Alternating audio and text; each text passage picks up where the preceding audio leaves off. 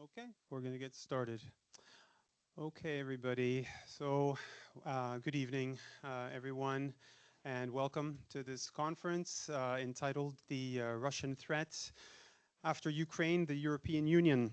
And the punctuation, the interrogation mark, it's a question mark, is very deliberate because it is a question. There is no final answer. Before we begin, I would just like to acknowledge the support of the director of Sciences Po Toulouse, Professor Eric Darras, and the deputy director for international relations, Professor Jean-Michel Emery-Douzan. Regrettably, they couldn't be here tonight. We had actually a last-minute kind of surprise visit by the rectrice of the academy. So they are taken with that, but their support is very important, and I wanted to acknowledge that. I would like to express my thanks to Lucie Séguin, who is the head of the International Relations Office, and also to Florian and Camille of the Communications Department, whose support was very essential to the organization of this event.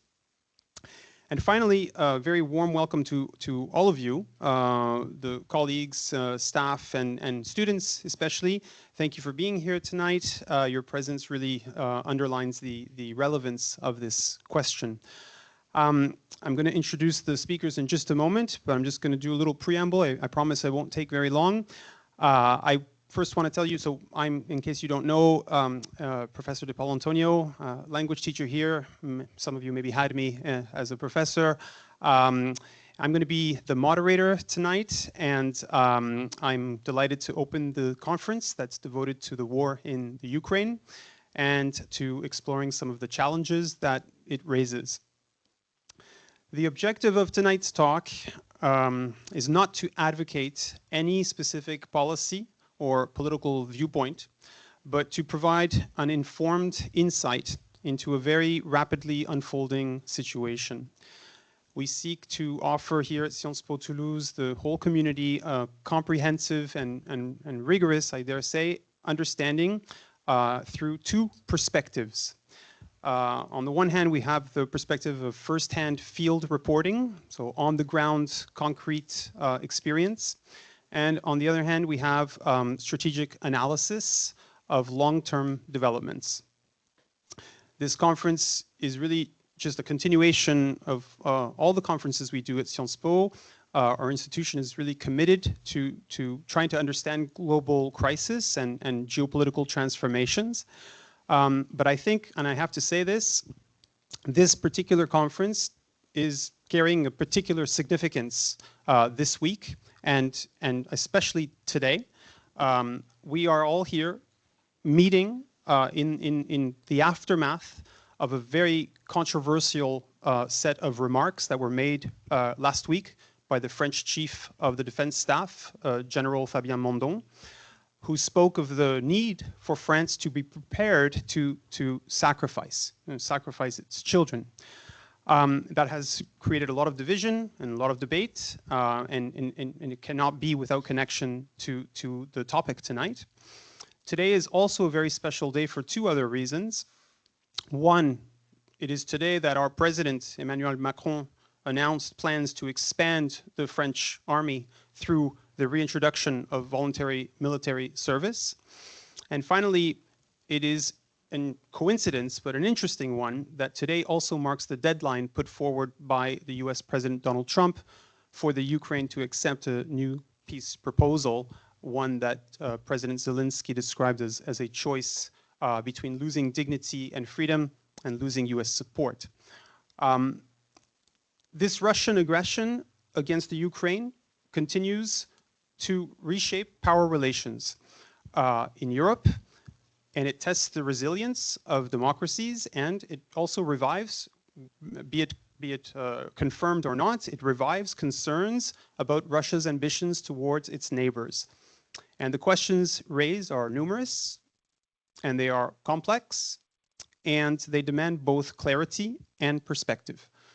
This is precisely why we organize this conference, because we just hope to gain some clarity, and to gain that clarity by listening to our speakers this evening. And I'm going to introduce them to you now. First, we have Cyril Amoursky, who is a Franco-Russian war reporter who has been covering the conflict since 2022. His work has taken him to the front lines, to the frontline regions, and to civilian areas struck by Russian forces, as well as to countries shaped by Russian influence, such as Georgia. His reporting will offer us a direct and, I believe, human perspective on war and its consequences. We will also hear from Aurélien Duchesne, a consultant in geopolitics and defense. He's a lecturer as well at the Institut Libre des Relations Internationales et des Sciences Politiques in Paris. And he's a researcher with Eurocréative, an independent, non-profit French think tank that's focused on Eastern and Central European issues. Aurélien has been closely following the strategic evolution of the conflict since its beginning, and his latest book, La Russie de Poutine contre l'Occident, examines the trajectory of the Russian regime and its confrontation with Western powers. Each speaker will take turns answering some questions that I've prepared for a combined duration of about an hour. If it goes further, that's fine, a little bit longer. And then, once we're done, we will open up the discussion with a particular attention to questions from you, our students, and also those students enrolled in the DU Anglophone program for whom this event was originally conceived and is the reason why we are holding it in English tonight, to allow those students enrolled in our international program who don't necessarily master the nuances of the beautiful language of French. We decided to do the conference in English. Your participation tonight reflects the spirit of openness that defines our institution. And we welcome critical thinking, and we welcome critical questions, and we hope for a fruitful discussion based on evidence and analysis. And finally, I just want to make one last remark. I have to make a special acknowledgement to one of our students here, Ukrainian refugee student who's in the DU Anglophone program. Her name is Anna Bilecka, who is here with us, and who first proposed the idea for this conference, and she's played an essential role in organizing it, and I thank her sincerely for her contribution. I wish you all an excellent conference, and now I turn to our speakers for the panel discussion. We are going to be breaking this down into four basic sections. We're going to be talking about military and geopolitical context. We're going to be talking about European and international response. And then we will move on to humanitarian and societal impact.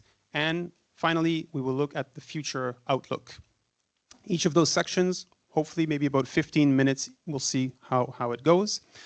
So thank you very much. We're going to begin now with our first set of questions. So in terms of the military and geopolitical context, I would like to ask you two questions that you can answer in whichever order.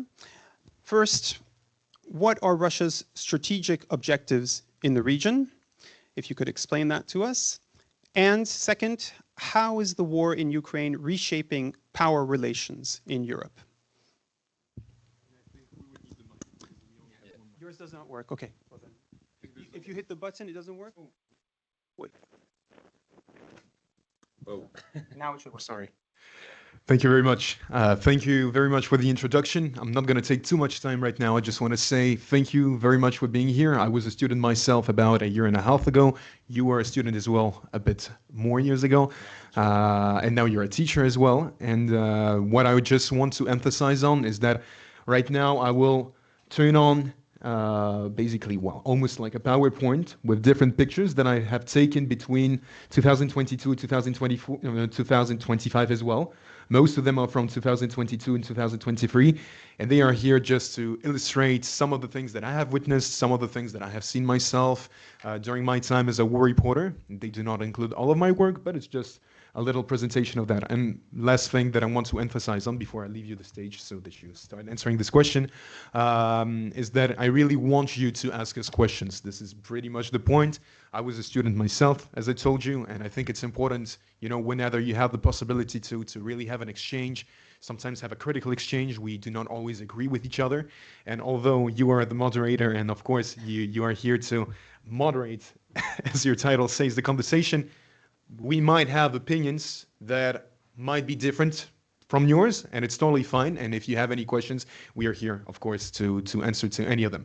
Now I'll leave you the floor because you wrote 2 books on that topic, and I think you are the most privileged person to answer to that question. Well, I don't have the legitimacy of being on the field, on the war field in Ukraine. So thank you, everyone, for being here tonight, and dear to you, to Anna, for your invitation. I will start by going back in time, when we talk about Russian objective in Europe. But when I say going back in time, I'm not talking about 2014, you know, going back to the annexation of Crimea by Russia, or not even to 2008 with the Russian war against Georgia. I'm going back as far as 1992. This war everyone forgot in Europe, in Moldova. Yeah, in Transnistria. You had this war that we saw at the time in the US and in Western Europe as another kind of, you know, post-Soviet ethnic conflict like in Yugoslavia. But when you look at what the Russian officials said at this time, it was the same exact playbook that was deployed in Donbass like 20 years later. We have to protect the Russian minorities abroad. So this is the official explanation. But back home in Russia, you already had Russian nationalists saying that Russia had to take back control of its former empire, starting with Moldova. So 1992, only 3 months after the collapse of the USSR.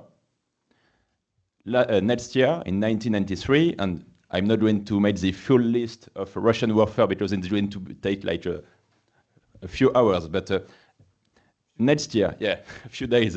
1993, another example.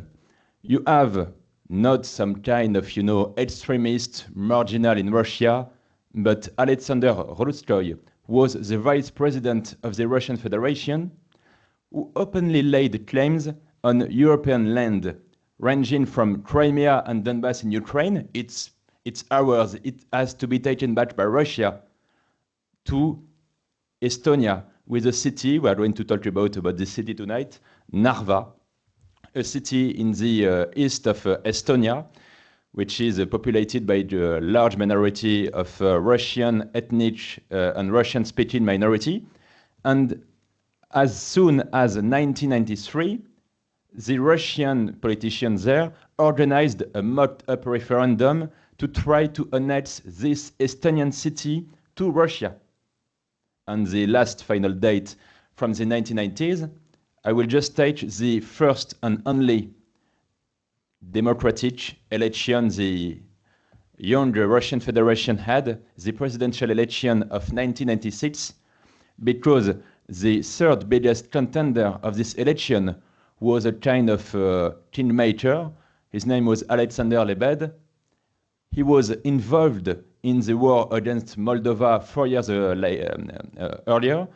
And this movement, his political movement that came to end up third in this election was called the Congress of Russian Minorities. Russian minorities, including Russian abroad, in Crimea, in Donbass, or in Eastern Europe. So as soon as the 1990s, at a time where most of the Russian population was more interested in the Western way of life, from Coca-Cola to having to not have to wait hours just to buy something in the store. As soon as this time, 30 years ago, you already have on the Russian political spectrum nationalistic statement about taking back lands in Europe. So why am I talking about this? Because in France, the same experts that all told us on the eve of the full-scale Russian invasion of Ukraine, they told us this will never happen. A few of us told it would happen, and we were mocked for this, because what was the answer?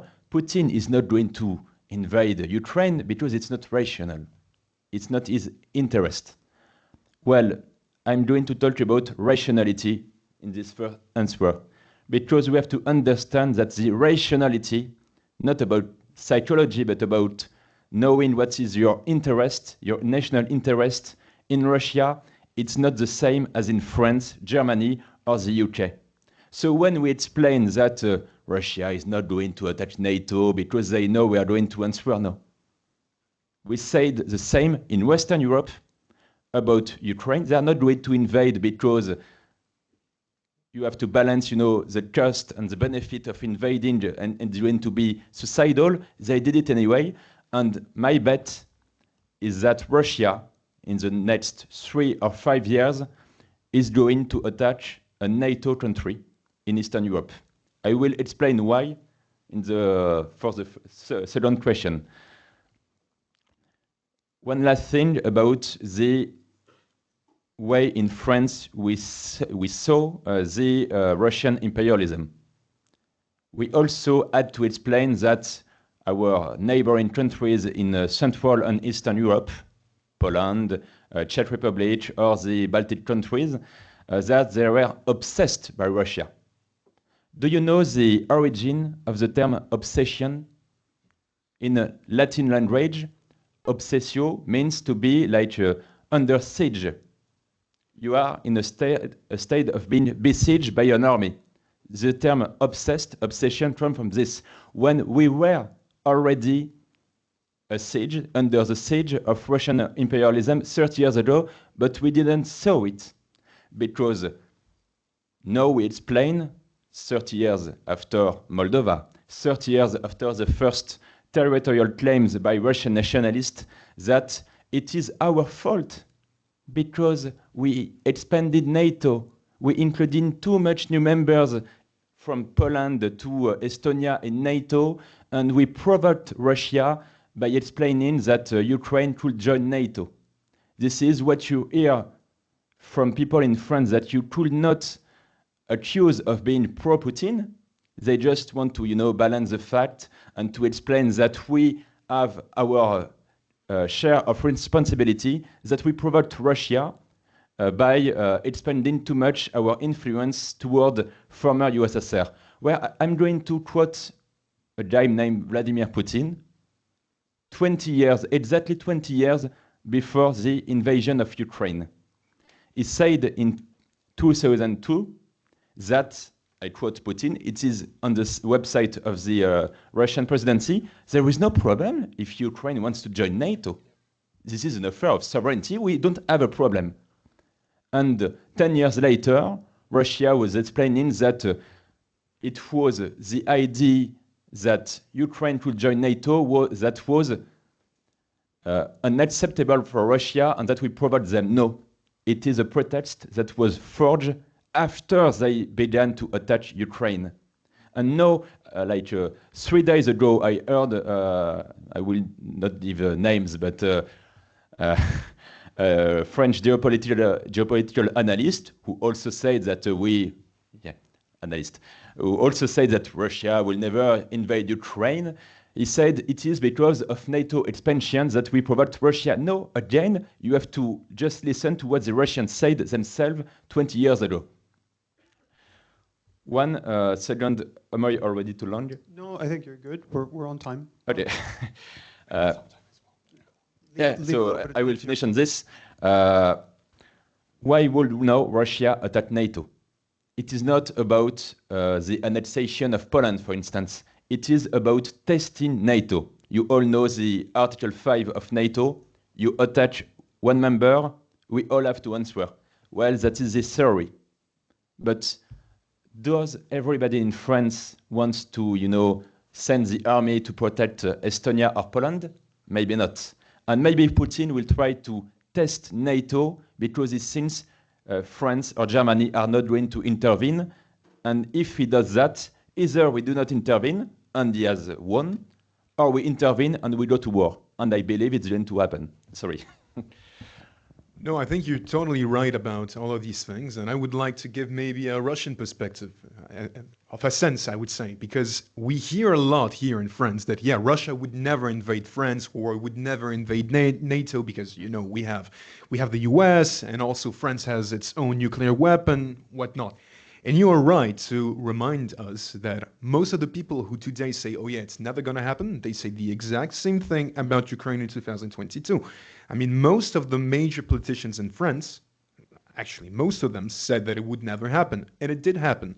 And today we have, for example, our intels from different countries, not only from France, because I hear in France there's like an argument right now that is mounting that basically today Macron is talking about a potential war or conflict with Russia because he wants to stay in power forever or because he wants to increase his popularity.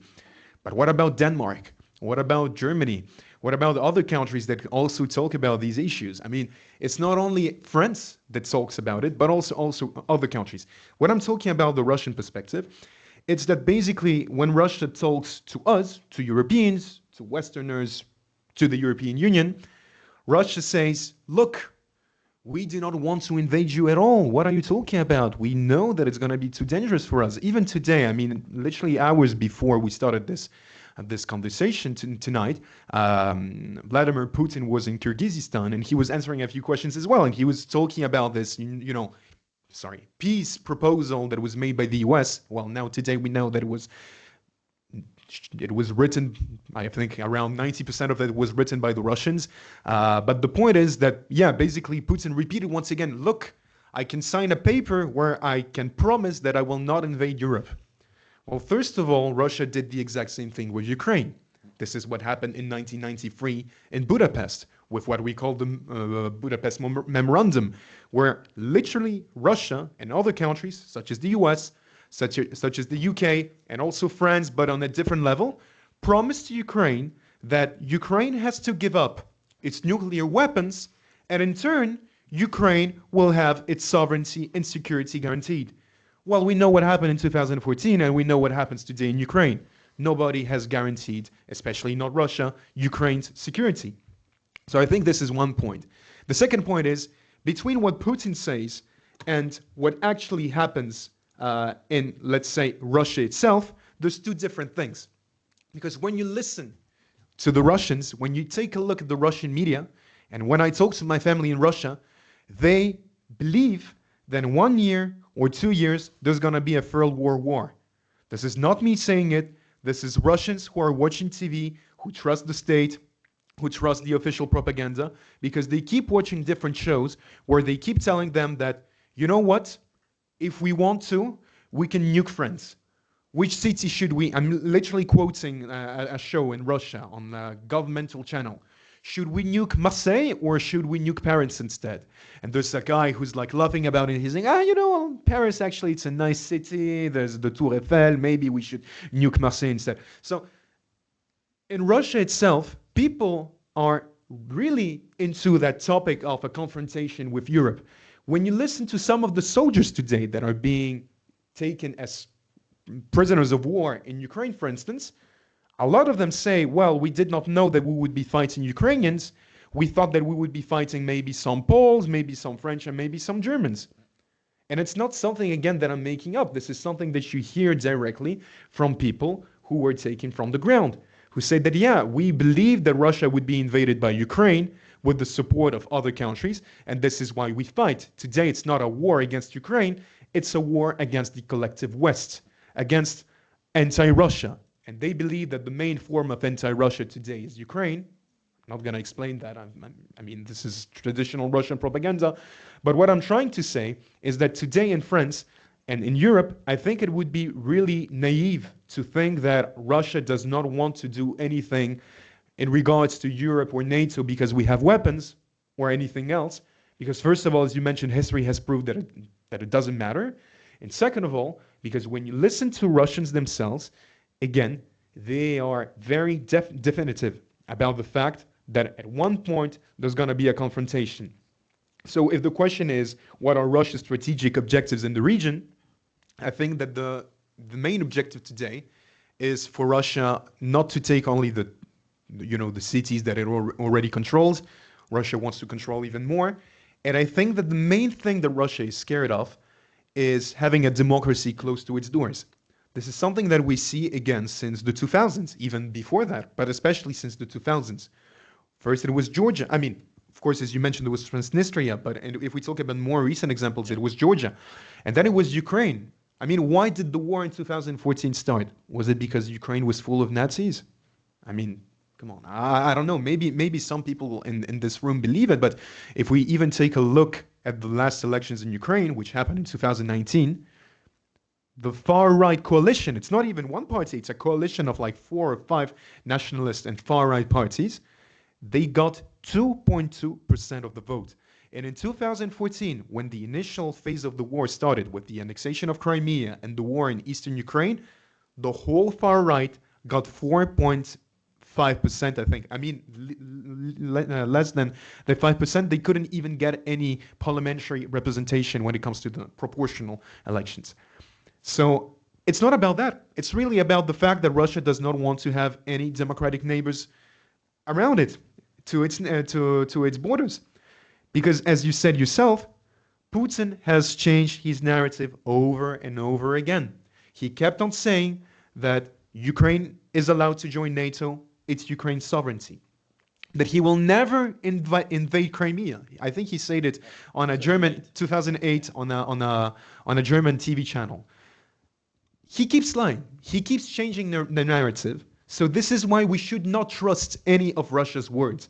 If today, this is my firm belief, if we have a lot of different countries and intels from these countries that are saying, guys, come on, there's a real danger of Russia going beyond Ukraine, especially if we allow Ukraine to capitulate or lose this war, I think we need to take it seriously. We did not take seriously these alarms before, and it's scary to hear.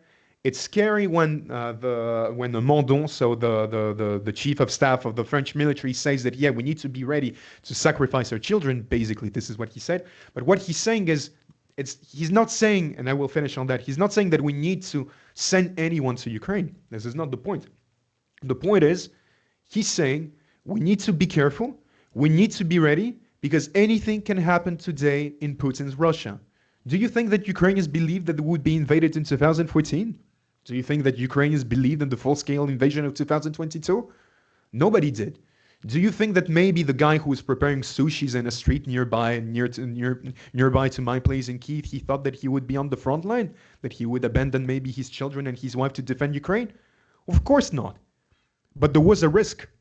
And Ukraine understood it at least between 2014 and 2022. And this is why it resisted. So this is why today we need to understand that Russia will probably not stop on Ukraine. Russia is pretty clear about it, and we need to be ready about it. Thank you very much for that perspective, which I'm not convinced everybody's going to share, and maybe would have some time for questions Absolutely, at the yeah. end. I think could be interesting. But it will allow us to move on to the next section. Now that we understand the geopolitical context, as you've explained it, through your perspective, the European and international response, what are the challenges of maintaining unity and support among the EU members? This is a pressing question for the European Union. What are the challenges of maintaining unity today? And how exactly is the European Union responding to Russian aggression? Since you're drinking, I'm just going to say, I know that right now everything is very content heavy in terms of names, in terms of dates, in terms of information. We bombarded you with a lot of information. So keep with us till the end, because we really want to hear your questions. And I think if we get to the specifics, you will get the answer to your specific question. Well, the two words that explain most of military defeats in history: too late. This is exactly what Europe is doing. Let's start with the first year of, I'm not doing too major historical parentheses again, but when you look at the state of the public debate in the month following the full-scale invasion of Ukraine, when we talked about sending the Caesar's guns, howitzers to Ukraine, we had debates in France. We are going to go to World War III. We are going to die because we are Ukraine. Okay, we sent guns and cannons to Ukraine. Next, some of us heard that we should, send planes and tanks and long-range missiles. And every time, for 3 years, we have been in France the idea that we are going to go too far, we are going to cross a red line, and Russia is going to nuke us. So you talked about. Russia is doing it again today. Yeah. Yeah.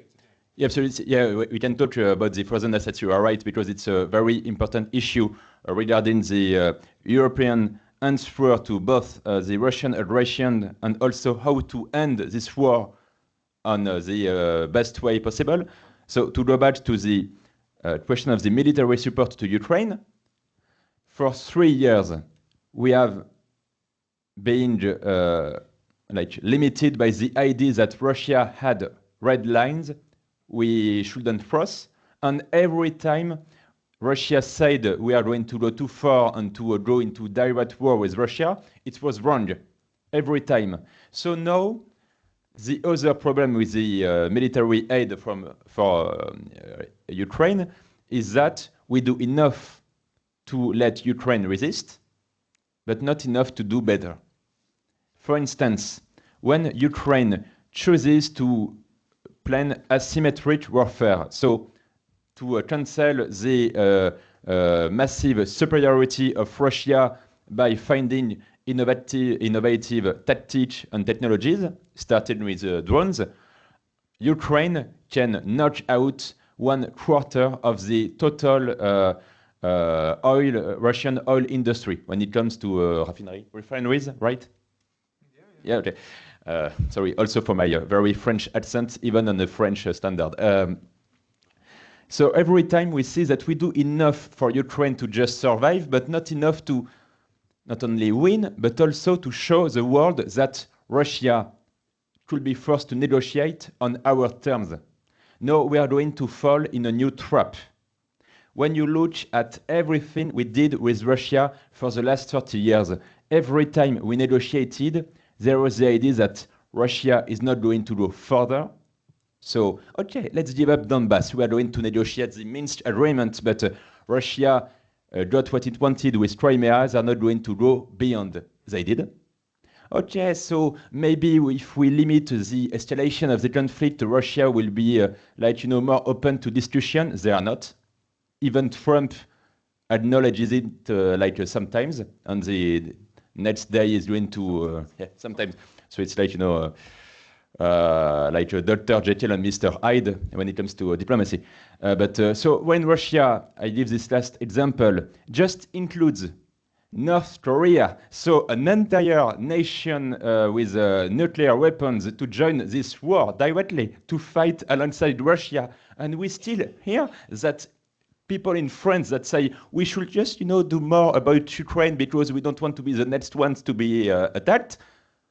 We are now the va-t-en-guerre, the hawkish persons who want to go to war with Russia. One last thing about this. In France or in Germany or in the UK, we say, and we are right about this, we need to avoid war with Russia. Well, I will quote the spokesperson of the Kremlin, of the Russian presidency, Dmitry Peskov, who says on the Russian TV, Russia is de facto already at war with Russia. Cyril said that you have a Russian soldier who thought they were going to fight French soldiers in Ukraine. Because Russia is explaining to its people they are going to fight directly NATO members. And in France, we shouldn't be in denial when we talk about this. We tend to believe, and I will stop monopolizing the floor, we tend to believe we are the escalatory nations that are going to, escalate the war. But Russia is doing it because they believe we are going to give up at one moment and we are going to let Ukraine surrender totally. First of all, I would like to apologize because I finished the presentation in the very last minute, so you did see a few pictures of food instead of the war. I really apologize. But we do live as well, time to time. But to answer to your question concretely, I think that the EU has provided very concrete answers. The EU obviously today how do you say it, introduced a lot of sanction packages. Today we are at the 19th, if I'm correct. It was voted about a few weeks ago, and I mean, a lot has changed in the past 3 years. Before that, it was almost impossible to imagine anything when it comes to oil or gas. And I think this is one thing that I really want to emphasize on, is that Russia today believes that it's pretty easy to control us, or at least they believed before that it was easy to control us for a few reasons. They sold us gas, electricity as well, if we talk about the Baltics, for instance, and other energies for very cheap prices. This is how Russia got pretty rich. This is how, partially, but not only, Vladimir Putin has gained popularity in his own country, because Russia was not doing well at all before the 2000s, economically speaking. Now it's not doing well either, but between 2010 and 2014, it was doing pretty well. And basically, Russia bought a lot of our politicians as well. Russia invited a lot of prime ministers, a lot of chancellors, a lot of other politicians from the EU into its governing body, of oil companies, for instance, or gas companies. So Russia believed that whatever it would do, the Europeans wouldn't care, because we already control Europe in a sense. Russia also invested a lot of money into far-right and far-left parties, and we know that, into very particular politicians. If you take a look at the UK, even though it's not in the EU anymore, but it used to be, there's a politician who was sent to jail, I think it was yesterday or 2 days ago, for 10 years because he did accept a bribe from the Russian state. And I think there's going to be more cases in the future. There's even more cases if we don't talk only about politicians, but maybe you heard it in the news. There's 3 or 4 people, I think 4 people, who were arrested in France because of collusion with Russia, because apparently, at least some of them, work with the Russian state and with the Russian intelligence. But this is what Russia thought. And it was right to think so, because for quite a while, we did not take the initiative. The war started in 2014, as you said, with Crimea. And even before that, when it comes to Georgia, Russia was sanctioned by the US, by Europe, but not enough. A lot of companies still dealt with Russia. A lot of companies are, and to this day, some of them are still in Russia. But everything changed in 2022 because we introduced sanctions when it comes to the banking sector, when it comes to the energy sector. And now the EU has agreed that from the 1st of January 2027, Europe will not import any Russian gas. And I think it's a huge step. I mean, if you would have said that to anyone in Europe, let's say 3 years ago, nobody would have believed it. And most politicians, be it on the left or on the right, would have yelled and said that this is unacceptable because we need cheap energy. Some politicians still do say that, but a lot of them have had to, basically adapt themselves to the current situation. So this is one thing. Then there was the military aid. Europe did provide a lot of military aid. Europe did provide a lot of humanitarian assistance. But I think that now the question is, what's next? Because if we believe today in Europe, and this is what we hear from our leaders, that basically the war in Ukraine is a war that is not only about Ukraine, but also about the whole continent, then we need to act like it. Taking economical sanctions is great, but when it comes to military measures, it's even better and more important because this is the way you can contain Russia in Ukraine. This is a criticism that we have heard from Ukrainians for the past 3 years. Europe has improved a lot. Europe decisively, well, not decisively, I don't think it's the right word, but Europe has decided, at least partially, to take up on the US's role, because now with Donald Trump, the European continent understood, especially the EU itself understood, that it needs to take a major role, play a major role, that it cannot abandon Ukraine. And here's my question. I mean, it's an open question, and we can talk about it later, but actually it's a rhetorical question. Do you really think that today Europe decided to support Ukraine because we want to support democracy, or because, there's people who are dying in Ukraine and we stand for the right things? I mean, obviously there's a part of that, right?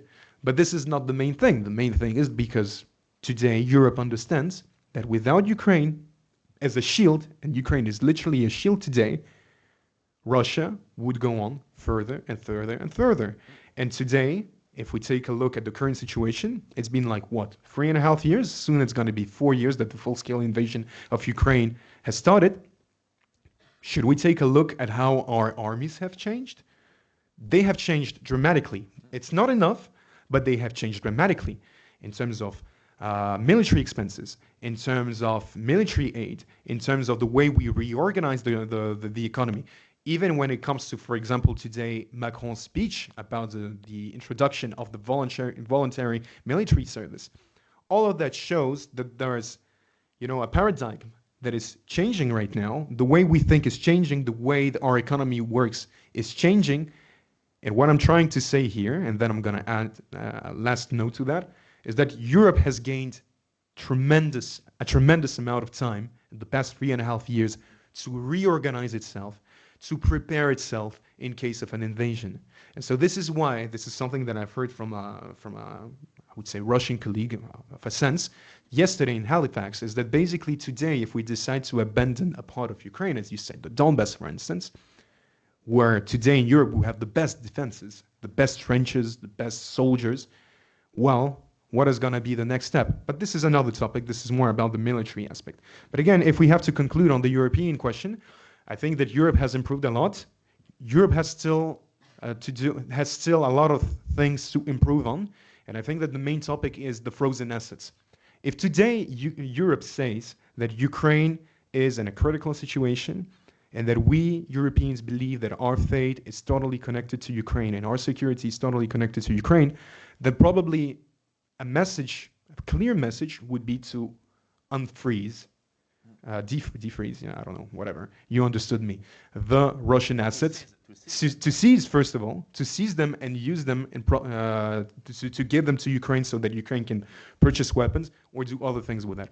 That would be a clear message.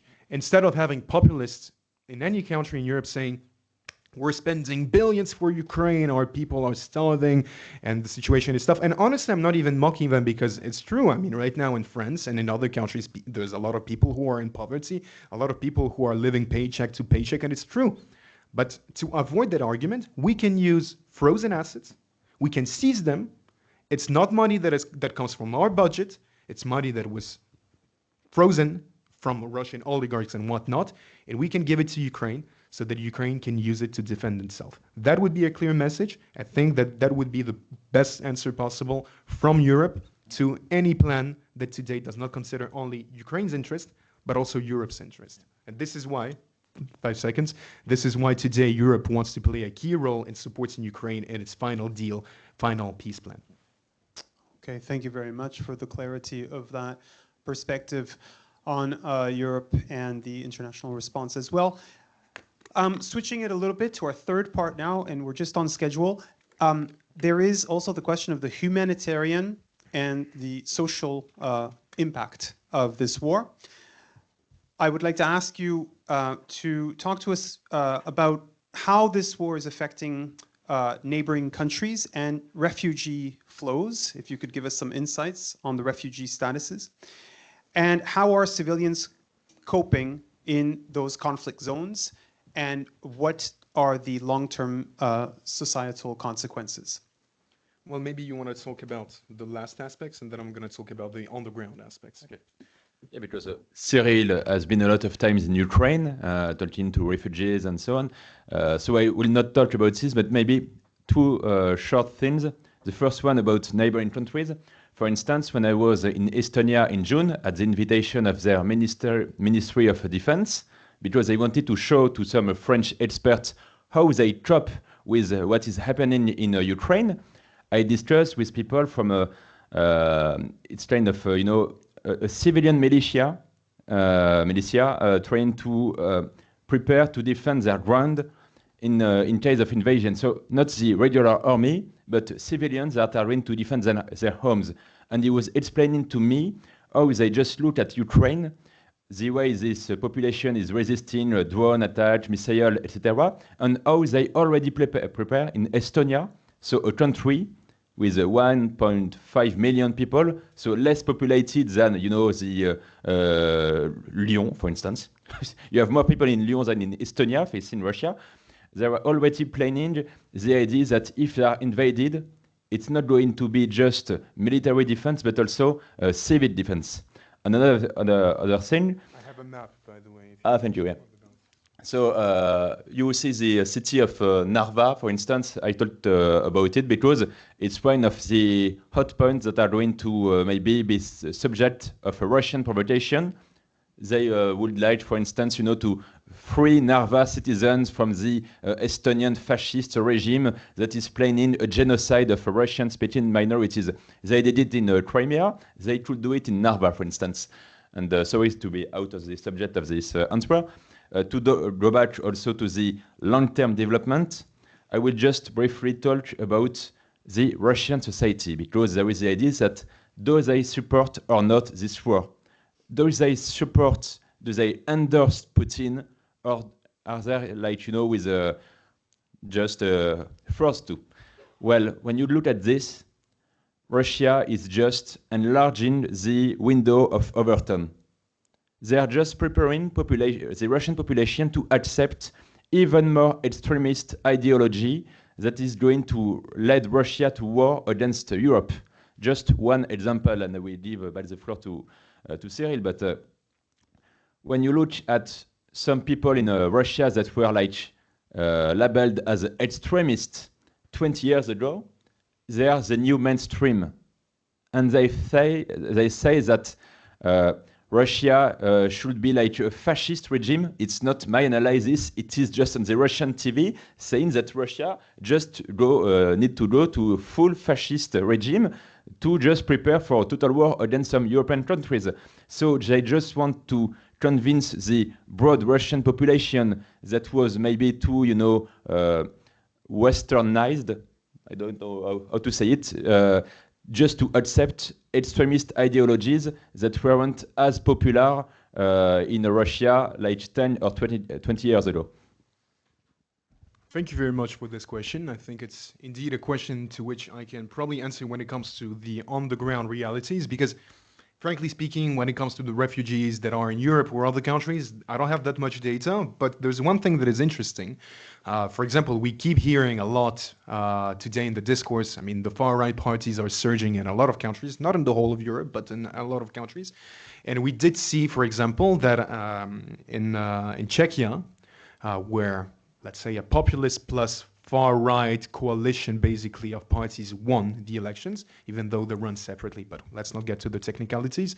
And the topic of Ukraine was not the most important one, but there was the question of refugees, like in any other campaign today when it comes to security, migrants and whatnot in any European country. And there was the question of Ukrainian refugees. And I don't know, well, personally, I do not have the data when it comes to France or other countries. I can talk about only Czechia and the Netherlands. In the Netherlands, for instance, 90% of Ukrainians found a job in the first few months that they migrated to the Netherlands. So they are in a net positive when it comes to the contribution to the economy. And when it comes to Czechia, we know, because we have the data, the previous government has uploaded it and showed it to the public, Ukrainians were a net we're in a net positive, basically, when it comes to the economy. So when it comes to, let's say, populist arguments that the refugees, they cost us more than we provide them with. In terms of Ukrainians, for instance, I know that it's not true because we have the data on that. Now to come back to the realities of refugees in Ukraine itself, because this is a topic that we do not talk about that much, I think. In Europe, there's millions of internal refugees today in Ukraine. A lot of refugees moved to Germany or Poland or Moldova or France. France, not that much actually, but I mean in comparison, but still. But there's millions of them in Ukraine itself. And it has tremendous consequences on the Ukrainian society, on the way Ukraine works. I'm going to give you an example, even in terms of the economy. So Ukraine used to be, and it still is in comparison to European standards, a pretty cheap country, because it is a pretty poor country as well. But if you take a look at the rent today in Kyiv, it has surged by, I think, more than 200% in the past 3 years. And it's not only because, of course, you have the inflation, you have a bad economy right now that has only, deteriorated in the past few years, but also because there's less and less cities in which Ukrainians can live. If you take a look at eastern Ukraine, well, obviously, if Russia is moving further, then it means that there's less territory which can be inhabited. So, for example, if we take a look at the city of Pokrovsk that we talk a lot about right now in the media, there used to be around, I think, 70,000 people who lived there. Well, now there's hundreds of people who live there, but they have to move somewhere. A lot of them moved to either Lviv, which is a city that is close to the Polish border, which is pretty far away from the front line. Some of them moved to Kiev, but others had to move to another area in the Donetsk region, such as Kramatorsk. And if you take a look at the city of Kramatorsk, which today is the biggest city that is under Ukraine's control in the Donbass, and especially in the Donetsk region, well, there's almost no empty space where you can live. It's supposed to be an empty city because I think if we take a look at the initial population of Kramatorsk, only around 20 or maybe 30% of the population stayed between 2022 and 2025, because most of the people fled the city because of how dangerous it has gotten, especially in the past few months. But it was recalibrated in a sense because a lot of people moved there from other cities that were occupied. So all of that creates a lot of humanitarian problems because you have a lot of refugees that do not have any members of family who live elsewhere in Ukraine. And personally, I did have a lot of shocking situations where I was talking to people that I was supposed to rescue. I mean, I was working on a team with humanitarians, and we would go to cities that were, I don't know, 2 kilometers away or even less from the Russians. You could hear drones, you could hear the artillery, you could hear the shootings. Super dangerous context. And we were going there to evacuate civilians. And some civilians said, oh no, I prefer to stay here because I have nowhere else to go. And in 2022 and 2023, when I worked on these reports, honestly, I was a bit shocked. I was thinking, well, come on, everything around you is completely demolished. Like, imagine a city, it's completely destroyed. You did see a few of the pictures, but most of the pictures, they're just from cities that were hit by a missile. They were not completely destroyed. If you take a look at Pokrovsk today, there's not a single building that was not hit by the Russians. Not a single one. Everything is demolished. It's impossible to live there. But still, people live there. And I asked myself the question, why would anyone want to live in these conditions? Because it's impossible to live. You just survive. You have people who do not take showers for months. They just live in a basement. They have no electricity. They have no access to the news. They just have some canned food that they got from some NGOs, if they managed to, because some did not manage at all, because the NGOs, they do not go to certain zones as well, because it's too dangerous from them.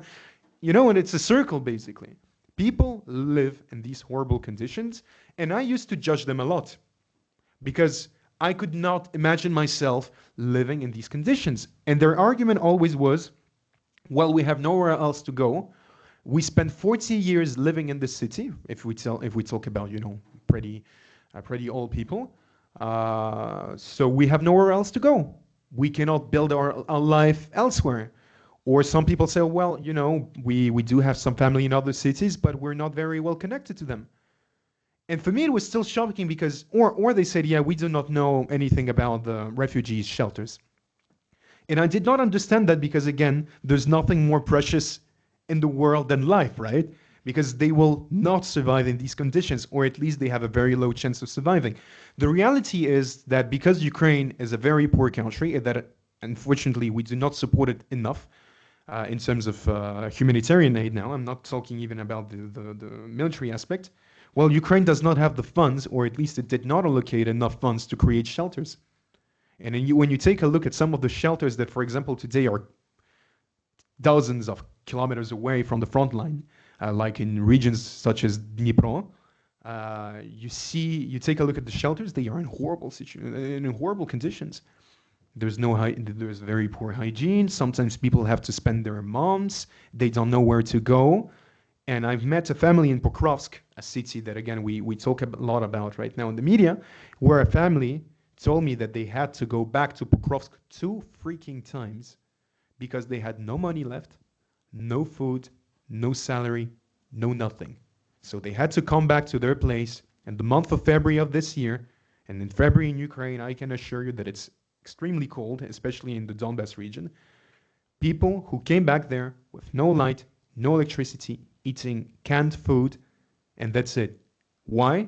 Because they had no other possibility of surviving anywhere else, because they did not get enough aid from either NGOs, even though I'm not blaming the NGOs. The NGOs, they're doing the most that they can do, but because they did not get enough aid from the state. And if we continue on this situation, if we let the situation,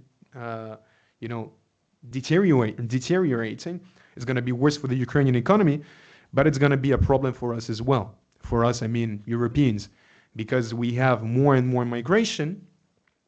Obviously, if you take a look at the political discourse, if you take a look at the political scores, migration, unfortunately, is not happening in terms of the political discourse, in terms of everything. So the situation is going to be only worse and worse and worse if we allow Russia for it to happen. So this is one specifics. Obviously, I don't have the time to talk about other aspects, but this is just to give you an idea about the current situation for Ukrainian refugees. And there's a lot of very beautiful stories with people who managed to live in a newly built city, but there's like 500 houses in there. We're talking about millions of people who need to be relocated, and we're talking about millions of people who would like to go back to their place as well, who would like to go back to Mariupol, who would like to go back to Donetsk, who would like to go back to Crimea. So what do we tell to these people? Do we tell them that that's it? Ukraine signed a deal and that's it, it's over? There's no justice and pretentious peace? I think that's a question that is pretty open to this day. Thank you very much for that insight and perspective. Now, we're going to bring it to the last section, and then we'll open it up for questions from the students.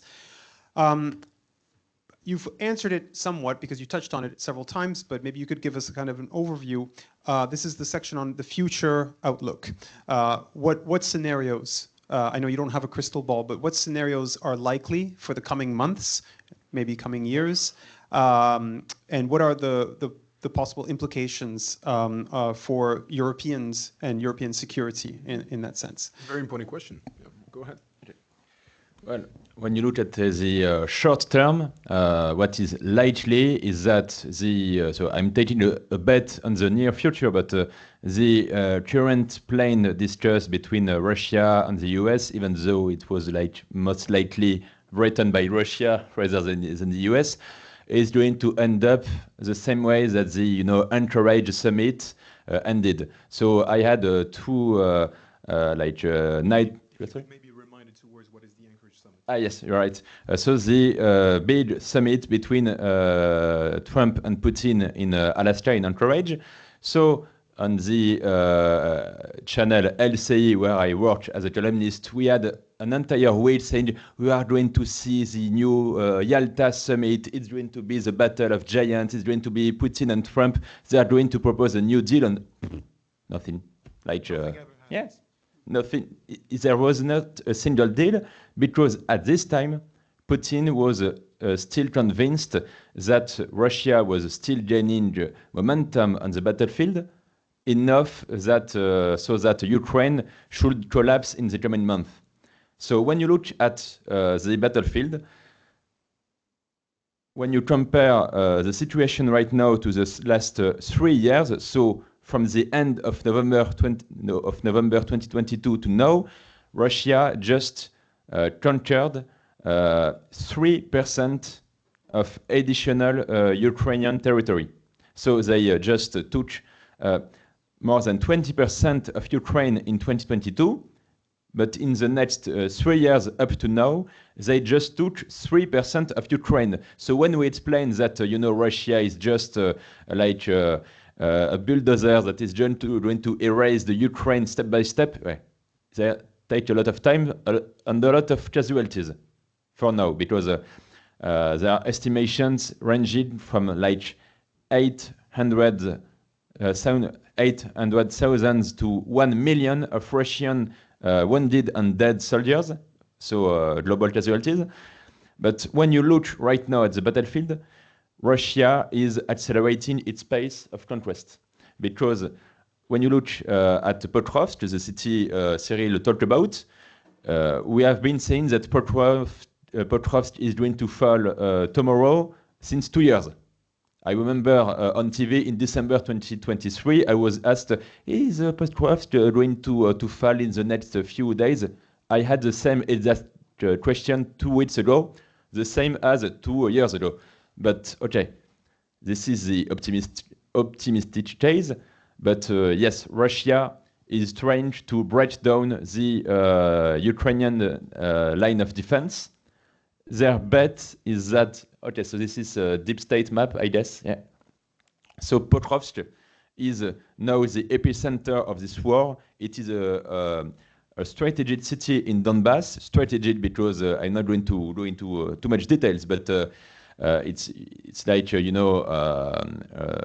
some kind of logistical center, and also it is like a real fortress defending what is at the west of Donbass.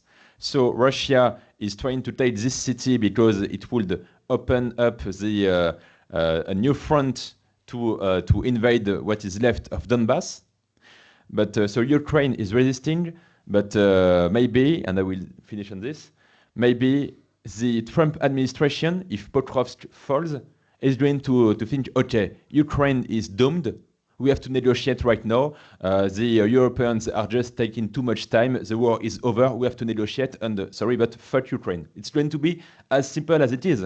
So Ukraine can't win this war. So let's just give up and negotiate with Putin on his terms. This is the risk we are dealing about. Yeah, I mean, I absolutely agree with everything that you've said, and this is what we see in the current situation. I would like to maybe ask you, raise your hands, the people who right now, as we speak, and I would like to then make a comparison a bit later, who are worried of a potential confrontation with Russia. Raise your hand if you are potentially afraid of a confrontation between France and Russia. I see one hand, two hands. See a few, now that I started to enumerate. Yeah, raise your hand so that I can see them quite clearly, so that I have an average amount. Okay, so we have around, let's say 15 hands. Okay, fair enough. Maybe you're enthusiastic about the war, I don't know, but no, sorry. I wouldn't be, but I think that a rhetorical question to something that Aurélien has said is, well, Aurélien, but you just said that, in the past 3 years, Russia managed to only take 3% of Ukraine, so why would it ever be able to attack, European countries or other countries? And I think this is not the right question. I mean, it's a very logical question, without any doubt, but it's not the right question because the question is how exactly the war is going to end. This is the question. Do we allow Russia to take territory that it has not even conquered or not? Do we allow Russia to, organize, participate in a war, kill tens of thousands, if not hundreds, actually hundreds of thousands of civilians, and not only, without any possible consequence? Would we allow Russia to invade once again Ukraine? Under which circumstances? And in which way Ukraine would exist? Would Ukraine have its proper army? If so, with how many soldiers? If so, would Ukraine be allowed to have, for example, foreign troops on its soil so that we protect the sovereignty of Ukraine? There's many questions to which we do not have answers today. And this is basically today, the main point of Ukraine today is to say, look, we're open to negotiations. They say that, I think for the past year at least, millions of times, but we cannot capitulate because we understand that if today we agree upon Russia's conditions, well, there's going to be a new war, obviously. Because again, the war started in 2014, and then there was a second phase in 2022. Then it's going to start once again, maybe in a year, maybe in 2, maybe in 3. And don't forget that today, Russia has also annexed millions of citizens of Ukraine that today it can incorporate into its army. We already have an estimation of Ukrainians who were living under the Ukrainian flag till 2022, so not that long ago, right? 3 years ago, who had to join the Russian army to kill their own citizens. Ukrainians who were told that now you are Russians and you're going to kill Ukrainians and you're going to tell them that they need to be under the Russian flag as well. We're talking about 30,000 people already. That might sound like not that big of a number. It's a huge number because, again, we're talking about a population that was incorporated by force into Russia only in the past 3 years. And if we talk about the people who were incorporated by force in the past 11 years, we're talking about hundreds of thousands of people. If we allow Russia to have even more time to prepare itself, then the army will objectively be even bigger. And not only it will be bigger, it will be the most trained army on Earth, simply on Earth. Today, Ukraine and Russia have the most trained and experienced armies on Earth because they have experienced every single type of conventional weapons that we can use on the front line.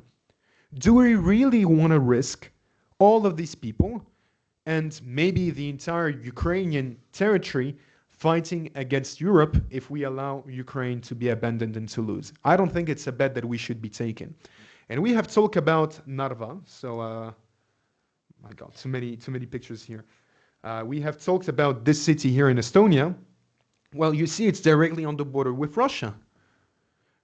What tells us today that there's no risk that Russia would play its silly game like it has played in the past? It wouldn't maybe send, I don't know, hundreds of thousands of soldiers. It would be completely unnecessary. But what would be Europe's and NATO's reaction if tomorrow Russia sends maybe 100 soldiers to Narva? How would we react? And drones as well, and vehicles, but what not? But not even a big quantity, just Russian soldiers entering Narva with 100 soldiers. What would be the reaction? I don't have the answer to this question. And I think it's a big problem because NATO was built upon the principle that if a NATO member state is attacked, then all of the other NATO member states have to react and have to defend this country in particular. But now that the US are saying that we might not actually participate, and that they're saying that there are other interpretations to the Article 5 of NATO, because what we're talking about is the famous Article 5 of NATO, basically the whole idea of NATO, in a sense, is dead. NATO, we do not know to which extent defends us today. We simply do not know. So the question that I'm asking again to, the French public or the European public as a whole is, do we really want to test these things? Do we really want to ask ourselves these questions? And I want to say that today we do not have the question, we do not have the answer. And it's not only dependent on us to obtain the answer to this question. So I'm coming back to the initial point. This is literally why today we're talking about reinforcing our military, getting ready, supporting Ukraine with everything that we have so that we do not even have to deal with these questions. But we do not have the guarantee that we will not. This is exactly what Fabien Mandon, the chief of staff of the French military, has said, and I think that it needs to be repeated more. It was a shocking sentence. It was worrying because a lot of people interpreted it as, for example, the French state sending the French military to Ukraine, but this is not the topic. We're talking about the next step right now. We're talking about what would happen if Russia does not want to stop on Ukraine. And there's a real risk because here there's no Ukraine, right? There's no territory that they need to go through to get to other territories. We are literally on the border with Russia. And again, it's an open question. What guarantees do we have that Russia won't do it? And second of all, what guarantees do we have that we will act as a united alliance to support our member state? And what will happen if we won't do it? This is a very important question. These are important questions. And speaking of questions, it is time to allow you to ask your questions. We thank you, first of all, very much for that presentation. Thank you. Perspective that you gave with a lot of affirmation. And now we're going to open up to some questions from the students. Again, critical thinking, critical questions are welcome. So please just raise your hand if you would like to ask questions. And could you please give your name, please, as well? Yeah. Hello, so my name is Raphael. I have a question because you got right in front of you what you're showing there, a map towards what something called a corridor, so we're okay to Yes. Kaliningrad. So the idea is that with the tension that's going on, and as you say, with probably no guarantee of what Russia's going to do next, and probably involving Narva, what exactly do you think is the situation regarding, well, Kaliningrad, or what exactly would be the plan, or yeah? So this map is Who's the analyst then? That may be the difference. so this map is from a very great book I recommend because it's my book. So let's start with the Suwalki corridor. What is this Suwalki corridor? It is a 60 kilometers wide corridor that is just the only link between those Baltic countries and the rest of NATO. The whole Baltic nations are just populated by 6 million people. You will have on the near future more people in the Russian military than the entire population of Estonia, just to make a comparison. So there is a risk that Russia could just attack from both the Kaliningrad territory and Belarus, with a maneuver to try to just occupy the Suwalki corridor to make, I think it is the same word in English and French, fait accompli. We just take the land and what are you going to do? We just occupy the land, we fortify it, and when you have just a few thousand Russian soldiers that fortified a position, you will have to use a ratio of 3 against 1 to take back this land. So there is less risk than before in the Suwalki corridor because Poland, I'm going to Warsaw in 2 weeks to discuss about the expansion of the Polish military. Poland is rearming fast. They are going to have a way bigger military than France in the coming years when it comes to land forces, because they just want to avoid, thank you for the, it's been translated in Polish, by the way, so that's why going to Poland. I will stop with the narcissistic auto-promotion. So there is less risk than before to see Russia invading the Suwalki corridor, but when you look at Narva, for instance, or Daugavpils, which is in Latvia, there is a new risk. The Estonian military explained to me on the border that they don't expect, as Cyril said, like hundreds of thousand soldiers to invade them, but just imagine. We saw in September that you had Russian warplanes violating the space of Estonia, and then drones attacking Poland without weapons in it. So just imagine that tomorrow Russia is going to launch hundreds of drones and missiles to Tallinn in Estonia, for instance, the same way they do it on Ukraine, but in Tallinn, they don't have the air defense. You will have massive casualties, tens of deaths in one night. So how do we answer to that? Are we going to say, okay, this is not enough. We are not going to go to war just to protect, a city we don't talk about in France? Are we going to send the French military to defend or just forget them, Or are we going to say, and I will conclude on this, enough is enough, and as Cyril say, we have to use what NATO stands for. So this is the big risk in Suwalki or Narva.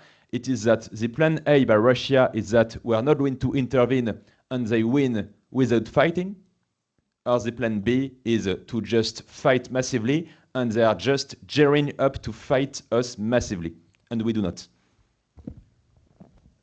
I think you already answered to the question, so I'm not going to add on to that. But I want maybe to, communicate with the audience as well. I already asked you one question. I'm going to ask you another one. I suppose, well, I'm sorry, it's going to be a bit discriminatory, but it's going to be for French citizens, for example. From the French citizens, how many of you would be ready to join the army to defend France in case it needs to be defended? Raise your hands, please. France is attacked, it needs to be defended. How many of you are willing to defend France? We have a few dozens of hands, But not everyone is raising their hand, but I think we have around 20, 25 hands. Second question, to the same people who just raised their hand, only the people who raised their hand. How many of you would be willing to defend Estonia in case of an invasion? How many of you? I don't see a single hand. Oh, actually, there's one. Where? Okay, maybe there's 1 or 2 hands compared to 25, 30 before. I would be interested to have the opinion of one of you, of one of the people who raised their hand initially and did not raise it after.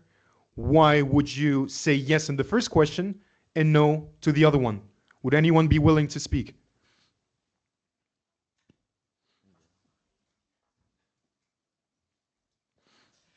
Well, I think it's... Could you introduce yourself, please? Thank you.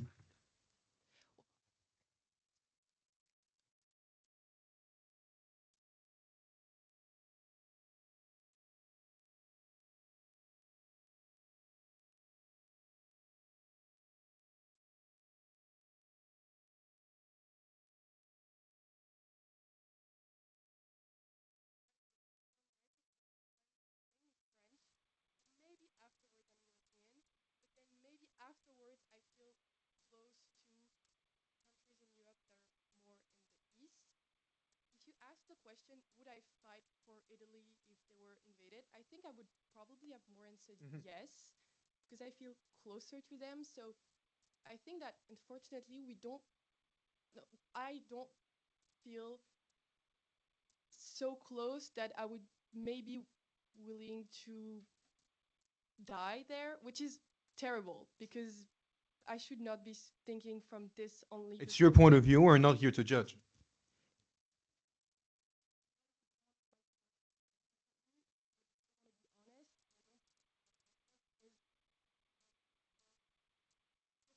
Yeah. Even like when you ask, I think you talked about if war would come to France and you asked us to raise our hands. Even if I believe what you say and that it is possible and it's probably going to happen, in my brain I can't really fathom the fact that it would happen and that France would be under attack. And I think it's the same thing for many people in France that don't really realize just what's happening and they don't. Sure, sure. Maybe another person would like to add on to that. I think there was another hand that was risen. Yes, risen. If not, yeah. Is it another question, or you want to add on to that? Okay, so we'll get back to you in a second. Look, my point is not to try to convince you anything. My point is really to hear you, and I think that what you said is really interesting, because this is something that I've heard a lot as well from other French people who said, look, there's countries to which we feel closer to and others that we feel are further from us. But I think it's my point of view, again, and I'm not trying to impose any point of view on you right now or anyone else in the audience. I don't think we should only think about the proximity, the geographical proximity. We should take a look at the alliances. Today, like it or not, and it's going to stay this way, France is in NATO and it's going to stay in NATO. The reason why we are in NATO is because NATO protects us and we protect other countries as well. If today Russia invades Estonia through Narva and we do not react, my question is basically, and again it's an open question, to which degree will we then ignore the danger? So Crimea was not enough? Okay. The Donbass was not enough? Okay. Then there was the Kherson region, there was the Zaporizhia region, it was not enough. Then there was the whole of Ukraine, not enough. Then there was Estonia, not enough. You see what I'm trying to say, right? Like the question is, what is the step when we start acting? So I think that today, and this is a very important thing that you said in the end, in a certain sense, you do not want to even admit it to yourself because you're scared. Because you're scared and because it sounds horrible. And I agree with you. But this is why I would like to come back to the point that I initially mentioned with the Ukrainian families. Ukrainian families did not want to go to war either. I have friends who joined the army. Some of them died. Some of them, I thought, were promised to be politicians, be engineers, do whatever they like. It doesn't even matter, engineers or work in a restaurant, whatever. They had their whole life. Some of them were pretty young. Others had their own families. But they had to be ready for, and they did not know that it would happen, that they had to be ready for that. And I think that today we are at a step when we can afford to say that there is a potential danger and we need to understand it. Today we are at the step when we need to understand it, because if we understand it too late, the dangers are going to be even more for our own societies. This is, I think, the main message that today you hear as well from Ukrainian officials. They say, look, of course the war today is in Ukraine, but our point is really to remind you that it's not only about Ukraine, it's about the European continent, and if it's not going to be us, then unfortunately it might be you. So it's just, food for thought, as we say it. Thank you. There was a question right there. No, it wasn't a question. It was about Estonia. Just with the situation with the Suwalki corridor, I'm a bit scared. And you said like maybe the Baltic countries are kind of doomed, like in a way, like if Belarus. Hopefully not. Yeah, but in a sense, like if they join with Kaliningrad, we can be scared that the Baltic countries are doomed, because if Russia closes the Baltic Sea with Kaliningrad, they can impose some kind of embargo. So maybe have some problem to defend Estonia, because in a way, if Russia did the same things they did in Ukraine, maybe they are already doomed. But if you ask the same question about would you defend Poland, or I don't know, Czechia, or not Hungary, because Orban is quite Russian, pro-Russian, I would say yes, I would go defend other countries. But in the case of the Baltic countries, it's kind of hard. But why is it hard? Because as I said, I'm pretty scared. Like they are already doomed by the geographic situation. There was another country in the east that was supposed to be doomed in 3 days. It was Ukraine, and I myself said that. So I said that they would invade Ukraine, but that Ukraine will be like crushed in maximum 20 days. And Putin thought that it would take 3 days to take Kiev. 3 years later, we are still there. So the Baltic countries are preparing to do the same. The idea is that they are supposedly getting crushed by the Russian superiority, but they can resist enough. Thus, this kind of, civic militia I discussed with, because they say that even though they get invaded, they will fight for their own home. And one last, just a short point about this. Thanks to the strategic genius of Putin, the Baltic Sea went to being like a kind of, a Russian area to be like a NATO lake, because it just pushed Finland and Sweden to just breach neutrality and join NATO. And so now Poland, for instance, is also gearing up and, making everything to just avoid the scenario where Russia makes a fait accompli that would just impeach us to send reinforcements to the Baltic countries. But it is going to be a race against time, so Russia can think that they can just invade massively and quickly, and we have to just deter this, to avoid this. Exactly. I will just finish on the fact, because I think it's an essential point, basically, that you're bringing right now. Well, you think that these countries are doomed, but what can we do so these countries are not doomed? This is basically the question. And the answer to that question is deterrence. We already have stationed troops from France and other countries that are in NATO today because we want to protect this ally. And I think that this is the answer that we should have to your question is we should make sure that Russia understands that the price it would pay for a NATO invasion would be too huge, too important for it to even consider it. But today, because we have no unity in NATO, this is a very big problem. So this is why we have to take steps, at least certain NATO countries, to show support, my opinion again, to show support to Estonia to say that it's not alone and that it's not doomed. Because if we already start with this fact, I think we already lost. We already lost because we already say to Russia, well, what stops you from doing it today then? I don't think that this is the message that we should send, because the consequences for the whole continent might be pretty important. But let's maybe move to another question then.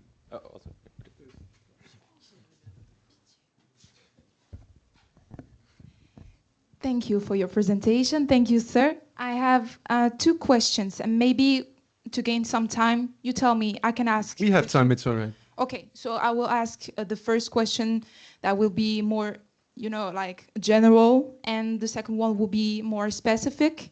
So the first one, what do you think about the fact that some people believe that we are still living in a bipolar war? And in a what, sorry? In a bipolar, how to pronounce it? Bipolar. Thank you very much. Bipolar war, and if yes or no, you will tell me. What do you think Ukraine will be a pretext or a relative gain if we talk about in international relations terms to prove their power? So that's the first question that is more general. Do you want me to ask the second question, or yeah, I can? Go ahead. Okay, thank you. Do you think about? Okay, what do you think about if? What I want?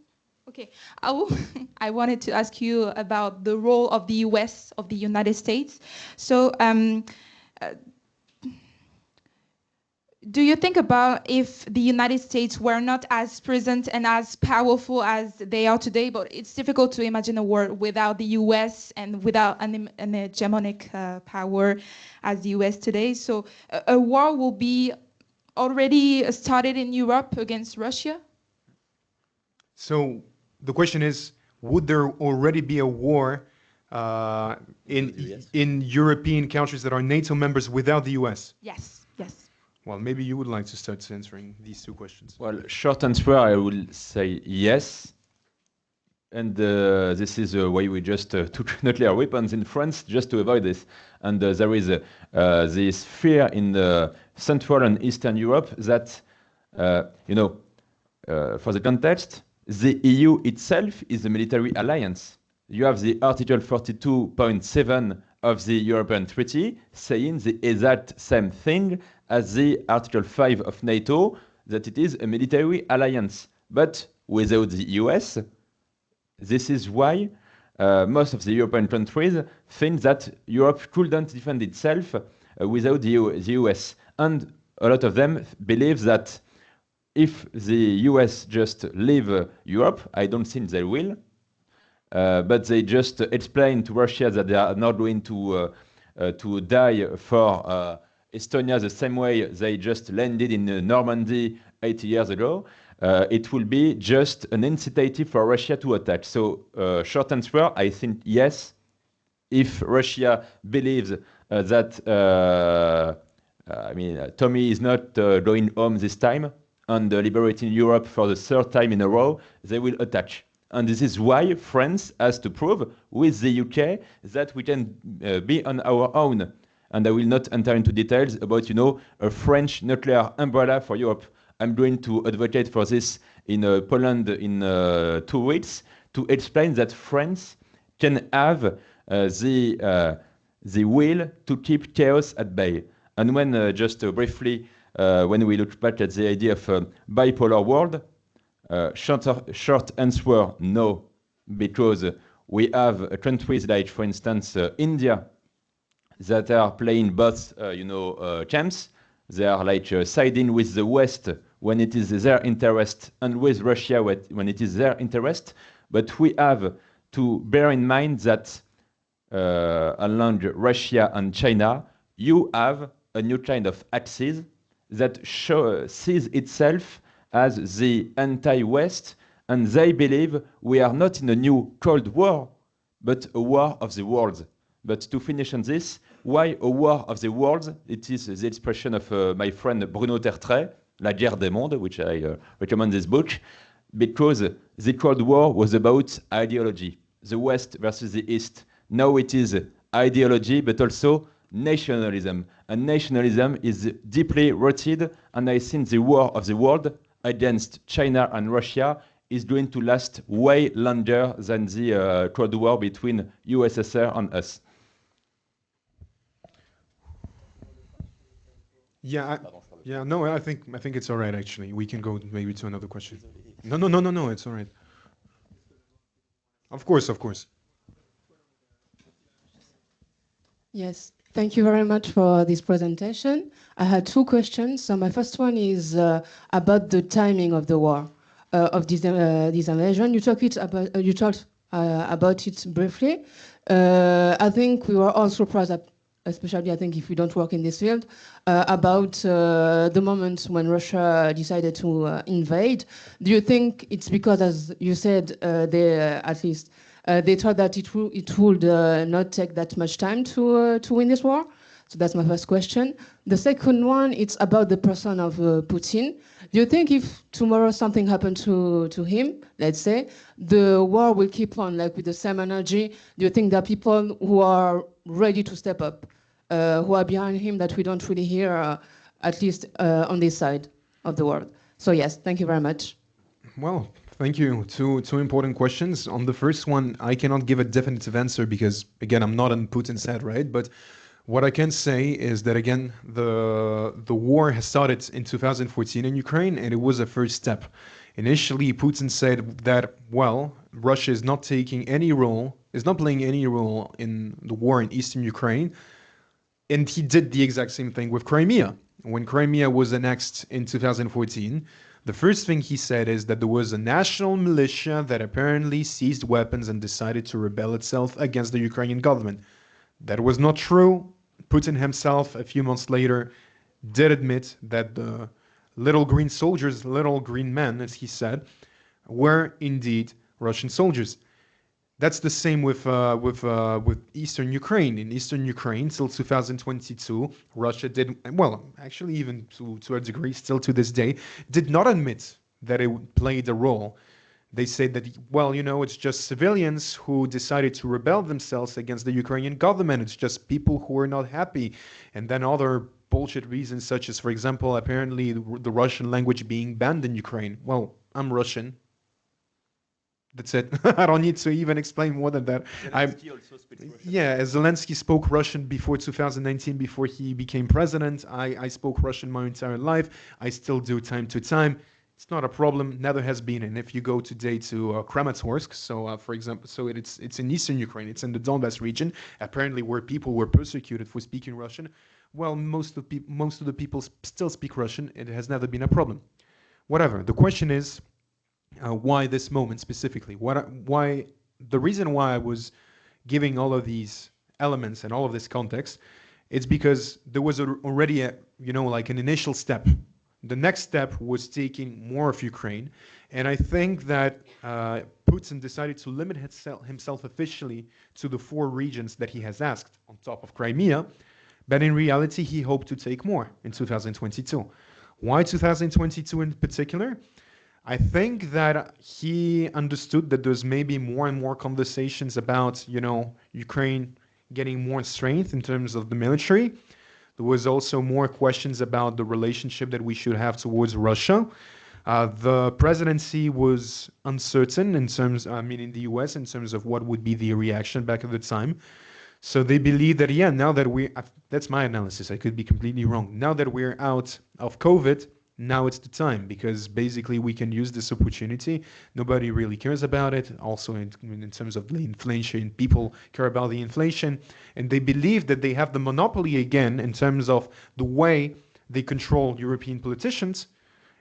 Honestly, I'm not scared to name them. Fillon, for example, in France, Schröder, for example, in Germany, people who, again, were bought in a sense by the Russian state, so that they wouldn't do anything against Russia. And again, they provided us with cheap energy. So given all of these facts, if you take into account all of these different elements, it's not just one particular reason, Russia believed that there would be no reaction from Europe or the US, because basically they put us to sleep. They decided that that's it. The European public, they're asleep. They need cheap gas. It's all right. That's the only thing that they care for. Well, Russia was, at least to a certain sense, wrong, and this is why we reacted. Now, to answer to your second question quite fast, I don't have the exact answer to this question. Again, I think that there was there was an initiative, so to say, in 2023 with Prigozhin, with the Wagner group, who tried to seize power, almost tried to seize it, and it almost worked. Let's not forget that. Would they have stopped the war? No. So it really depends on the person who is gonna take power. I sincerely do not believe a single second that there will be a change of power in Russia anytime soon. Unless there's like a crippling economical situation in Russia, and I think we're still at least a few years away from it, I do not believe in a single change in Russia. We believed in it in 2022. We thought that that would be the last prop, that the Russian public would react. Look at the situation today. As Aurélien mentioned, more than 1 million people died and were wounded. 1 million people. I mean, can you even imagine? It's a crazy amount of people. And where are the Russians today? Are they in the streets? Are they asking for the war to end? Not even abroad, exactly. I mean, some of them do, hello, but most of them do not, it's true. So it really depends on who is going to take power. I don't think it's going to happen anytime soon, unfortunately. So this is what I would say. I'm sorry that I cannot give any clear answer to that question.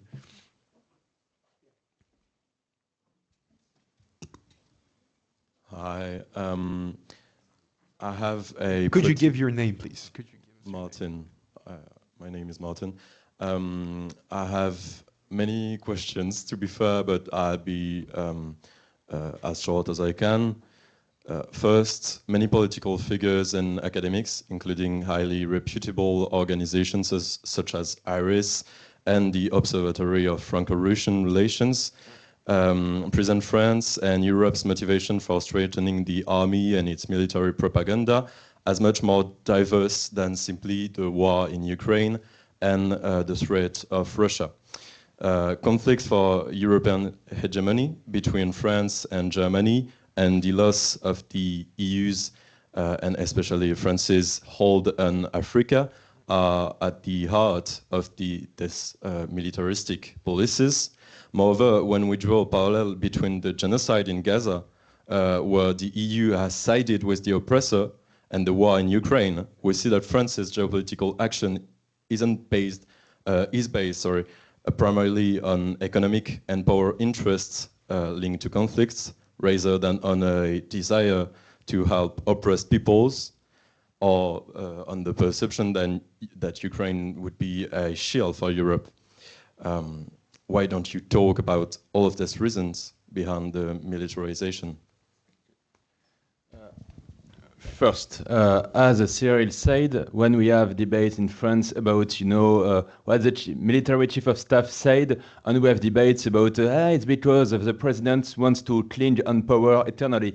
Okay, so why, when I go to these countries, Estonia or Latvia, and discuss with them, and they say the same thing than in France, it's not because of the French military industry or because of Macron that would like to go, higher in the polls. It's because of the assessment of the Russian military threat. And it is the same ranging from the UK to Romania. So I think we should be less Franco-centric in the same way. You mentioned IRIS, so the French think tank. I worked with them, and it ended up quite badly because we disagreed on Russia especially. They all said, not in only this think tank, but we are just, there will be no war, but also that we were exaggerating the threat of Russia. Why? Because in France, we had left our military bases in Africa, so we had to invent a new threat from the East. And 3 years later, we have still this kind of speeches. Oh, okay, we are going to talk about increased military spending just to fund the industry. One last thing about this. We had the same narrative about the First World War. I promise I'm not going to make a new historical parenthesis, but there was this sentence at this time by Anatole France. In French, it is on croit mourir pour la patrie, on meurt pour les industriels.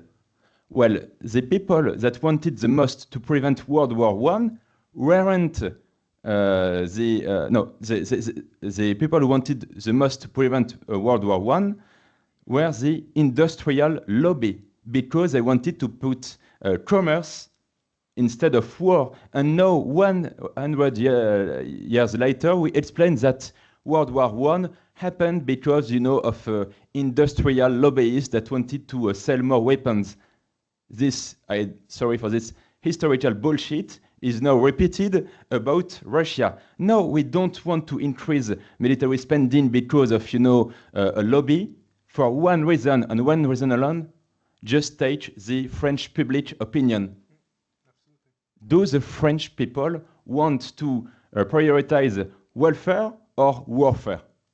Of course, every politician in France is just reading polls. They should read also geopolitical analysis, but they also read polls, and they just see that the French people will put welfare above warfare. So I don't think at all it is a kind of, French imperialistic or cynical propaganda when we just wake up to the Russian threat.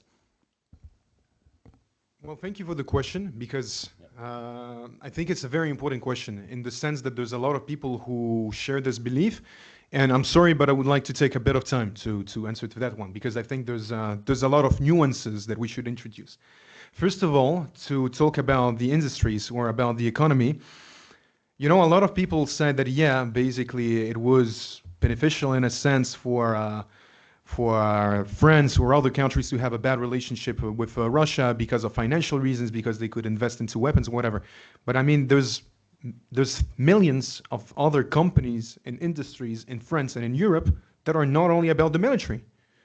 I don't know, like fast food industries, clothing industries, every single type of industry that you can think about, even industries that produce chairs, computers, science, whatever, all of them had to leave Russia.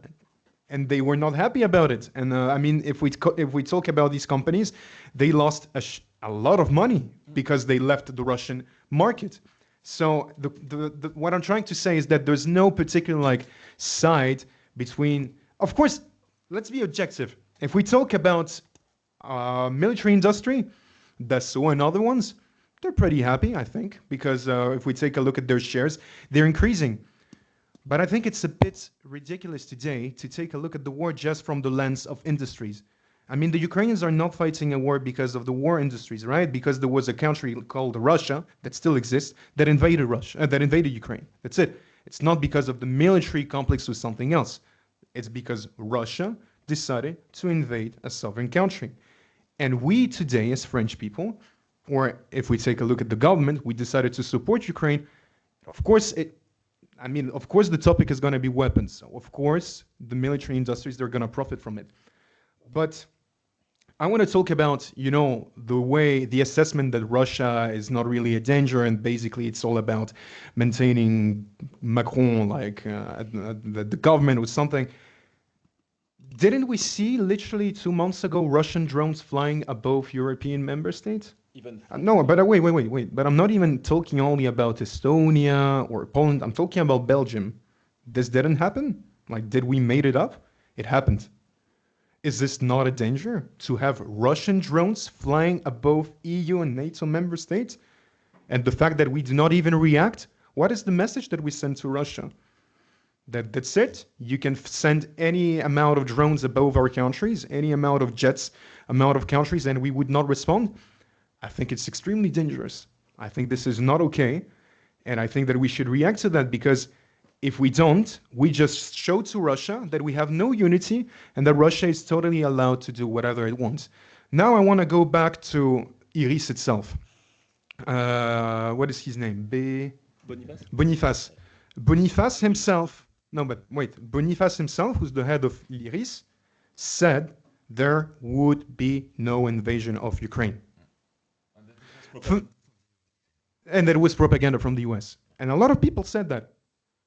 I think that today, with a little bit of honesty, we can say that these people were wrong, and that the people who kept on alarming the public opinion that this will happen, it might happen, people like you as well, Aurélien, who wrote a book about it in 2021 and who got into a conflict because of that, because you said that this is going to happen. I think there should be some humility from these people. So I think that today the conclusion is We can keep on saying that it's only about the industries or whatever. I don't think it's a very honest analysis because obviously the some industries are going to benefit from it, others will not. I'm talking about the ones that were sanctioned or the ones who had to leave Russia. Trust me, they're not happy. Do you think that big companies that were before in Russia and today had to leave Russia are happy about it? No, they lost a pretty big share of the market, but that's how things are. I think that today we need to understand that Russia is a country that keeps saying in its own media on an official level, and not only that we are their enemy, they keep on sending drones against us. Oh, and this is the last thing that I want to mention. Let's talk about France precisely. Do you remember the Jewish stars, les étoiles de David, that were tagged on different stores that were owned by Jews? Who was responsible for that? We know today that it was Russia. When we talk about pigs, the heads of pigs that were in front of mosques, clearly an Islamophobic act that we should all condemn, I suppose. Who was behind it? We know that were people who were paid by Russia, and it's not a conspiracy. I mean, this is a fact that was proven by the DGSE and DGSI themselves. Who was responsible for cyber attacks against French hospitals where people were treated who were on the verge of life and death, but the hospital got attacked by a cyber attack and asked for a ransom? It was a Russian cyber criminal group. Who wanted to explode a Bricorama last year in the city of Orly, but the bomb exploded in their face? It was a guy that was recruited by Russia. I can give a lot of examples as such. Maybe the last one that I want to give is that there's a guy who was a chef who was, like taking classes of a French cuisine.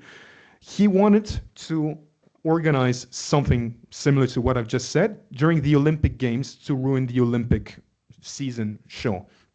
This did not happen because our intelligence reacted early enough. With all of these facts, maybe last one fact that I think is quite telling as well. France was in Mali. We're not going to start a whole debate about whether it was right or wrong. This is another topic. But France was in Mali. It was there for an anti-terrorist operation. Whether you like it or not, this is the reason why it was there. There was also Wagner, an organization that is supported by the Russian state, that is financed by the Russian state. Again, it's not a conspiracy. Putin himself admitted it in 2023. Wagner killed civilians in Mali. They put them together in one spot. They took some pictures, and they accused the French army of killing civilians. Again, I'm not making this up. We're talking about media that have reported on it. We know today for a fact that Wagner executed civilians. The Russian state executed civilians to accuse the French government and the French army of killing them. I think this is a concrete act of aggression against France today. I think we should not be lied about it, and I think that we should really understand that today we are not in the process of peace. We're not in the process where we can have normal economical relationships or, diplomatic relationships with Russia, because Russia designated us against our own will as enemies because of the different, and I just gave you a dozen of examples, I think. We have little time, but there are some more questions. Perhaps we can go with quick answers. I think I had to respond to that one in detail. I agree, of course. So my name is Victor, I'm from Poland, so also congrats for translating a book to the Polish language. Got a question, maybe just a little positive thing. It's very, the topic is not very positive, obviously. You're talking about the reactions of NATO for the, Russian provocations across the continent. And I want to ask you, what do you think about the reaction after the Russian terrorist state drones entered the Polish areas, well, the NATO air zone, basically? And the reaction was multi-state. So it was Polish aircrafts, it was, I think, Dutch, I think it was Italian. So we in Poland, probably, OSW, like the experts usually say it was a good model reaction. So maybe sometimes NATO actually reacts in a model way. And what do you think about it? Maybe I can answer very quickly, then you'll give your insight. I think that the answer was not sufficient because it was not the first time that it happened. And only in the past few times NATO did decide to have a coordinated effort to destroy some of the drones, just a little part of them. I remember when there was an attack with 19 drones, only 4 got shut down. And the other ones, we don't know what happened. I mean, some of them fell actually on Polish cities. So I think that already shows a certain type of weakness when it comes to NATO. And I think that the fact that we allow Russia to believe that it can send that many drones without any answer was already a show. It was basically a proof of our weakness. But to add a positive note, I think that yes, the paradigm is changing. Now we decided that we need to destroy some of them. But look at all of the efforts that were put in to destroy just drones. Ukraine destroys them like time to time, up to 700, 800 per night. Here we're talking about 19 drones, planes, Patriot systems, and other systems that were used. NATO systems, like the best ones in the world, managed to destroy only 4 of them. I think we should really think about our capacities to defend ourselves because of this example in particular. Maybe another question, or you? Maybe we can go on with another question. But you agree with me, right? Yes, and Jean Touillet.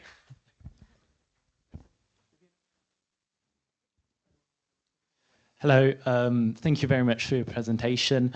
I've got a question that's similar to the one that's just been asked about. So grey zone operations, how can we collectively, be it through NATO, EU, or together as citizens, try to build resilience against these multifaceted grey zone operations that Russia's been carrying out? And is that something that's being looked into?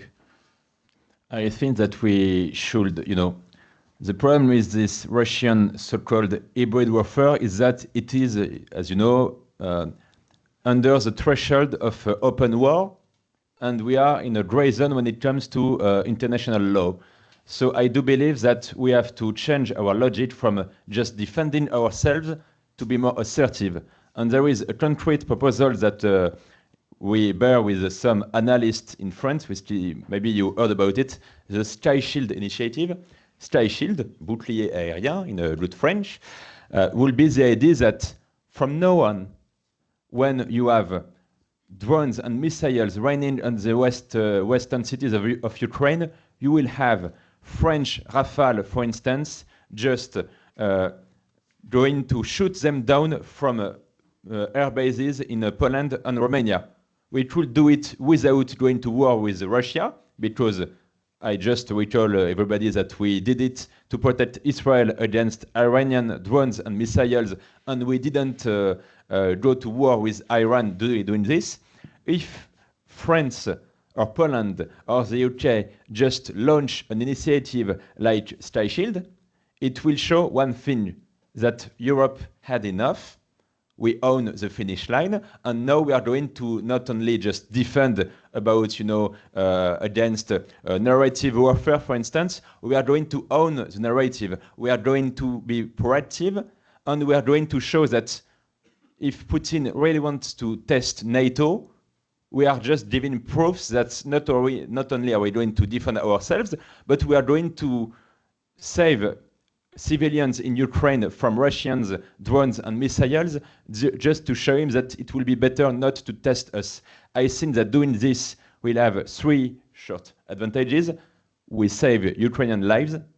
We show the entire world, and especially President Trump, that we are not going to give up sooner or later, and it's not a good idea to just pressure Ukraine to surrender territories.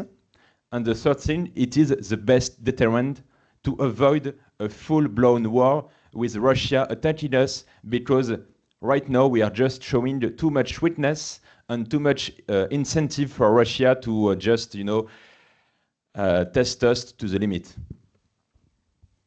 We'll have to make it very short. It's okay, but we're really at the end. We're over time, so we have to conclude it. So the last word to Cyril, maybe? Last word? Oh. Well, I actually wanted to add really quickly on something, because it was not addressed, and I think that it's an important topic to a lot of us.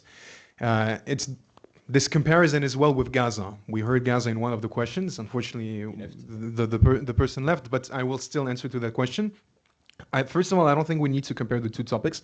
We don't need to compare two horrible situations with each other to say that there's something that is more important than another topic, but that was not the point. The point was that basically we have one type of reaction regarding Gaza and we have another one regarding Ukraine. I'm not gonna try again to explain which thing is better or worse, which one is more horrible, less horrible. That's not the point.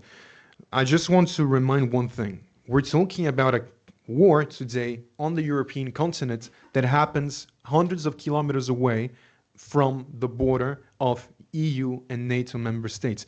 This is why today Europe has showed such a strong solidarity with Ukraine. This is why today we Europeans and other, let's say Western states really care about what is happening today in Ukraine, because Russia is also a country with nukes.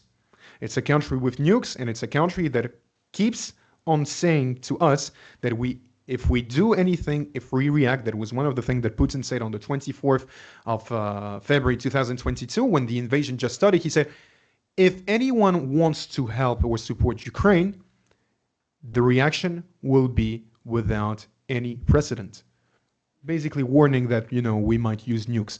So we're talking about two different levels of how dangerous it is for Europeans, not only interests, not only about the money, but for us Europeans as people, because whether it's Israel or, let's say, the Palestinian state, none of them today say that they will use the nuclear weapon or even have the possibility of invading any of our member states. So we're talking about two different dangers for us.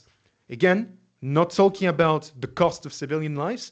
It's a different topic. I fully agree with you that we did not react enough, but we're talking about the consequences and the dangers for our European populations.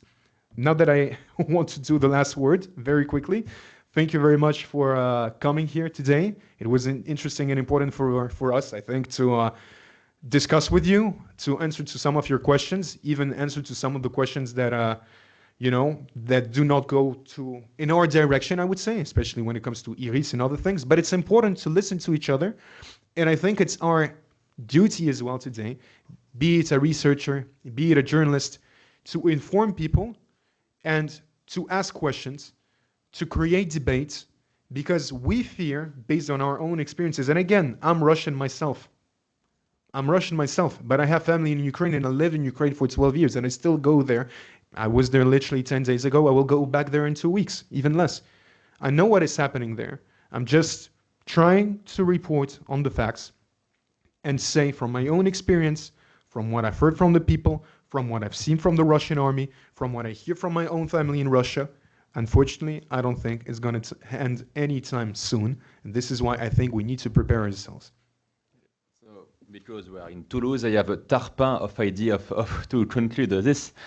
I will just say one thing. It's that what I just personal statement, but what I just want, for the Ukrainian civilians and especially the young people in Ukraine will be to just have the same kind of a conflict as between, chocolatine and pain au chocolat, just to live as normal European citizens. They just have this right to just live normal or even boring as we wish European lives, and not just to be at the heart of a tragedy in Europe. They just want to have the same way of life as us. And I'm still just emotional to see that in your city, you still have the bells of the Basilique Saint-Cernin just playing the Ukrainian anthem, Szczenem Verla Ukraini, 3 years after the beginning of the war. So it just shows that from Lisbon to Donetsk, it is the same Europe, and it is about just defending the wall of Europe. And to conclude on this, Raymond Aron said in 1939, je crois à la victoire finale des démocraties, à une condition, c'est qu'elles le veulent. This is about our will to defend ourselves, the will to make Europe, great again, as a power on the global stage, and we have just a moment to show this. It is just not letting Ukraine down, because the defeat of Ukraine will be the defeat of the whole of Europe, starting with France. Thank you. Just last sentence. Nobody will defend ourselves except for ourselves. Yeah. Thank you. Thank you very much.